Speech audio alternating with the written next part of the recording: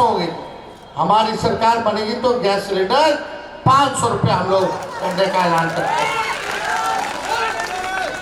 200 unit free में बिजली आप लोगों को मिलेगा, 200 यूनिट फ्री में। हम लोग चाहते हैं कि आप लोगों की तरक्की हो, आप लोगों के साथ आर्थिक न्याय किया जाए। लालू जी ने सामाजिक न्याय किया, अब हमारी सरकार बनेगी तो आर्थिक न्याय भी करेंगे। और साथ ही साथ अग्निवीर योजना को खत्म किया जाएगा, ताकि पहले से जो सेना में बहाली होती थी वैसे ही बहाली हम लोग कराएंगे।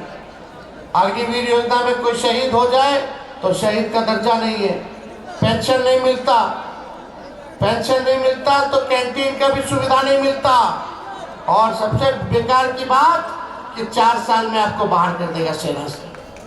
18 साल में ज्वाइन करो, 22 साल में रिटायर कर जाओ। ऐसा कहीं देखे हैं? यहाँ भी सिपाही लोग खड़ा है, दरोगा जी लोग खड़े होंगे, इन लोगों को बोल दो 40 साल के लिए, कैसा लगेगा? क्या करेंगे उसके बाद? क्या करेगा भाई? तो सेना के साथ ऐसा क्यों? काहे अग्निवीर योजना ऐसा लाया जा रहा है? शहीद का भी दर्जा नहीं है।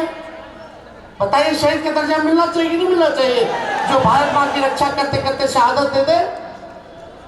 लेकिन ऐसा योजना लाया गया कॉन्ट्रैक्ट पर।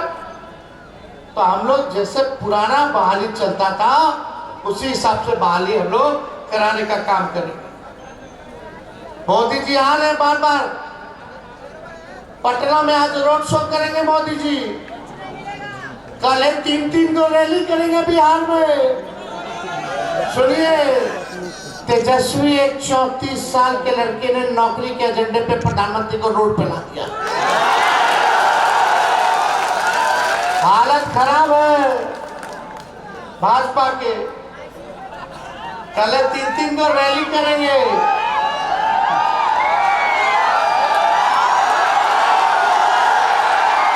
प्रधानमंत्री आएंगे तो हम बताएं क्या कहेंगे? हिंदू, मुस्लिम,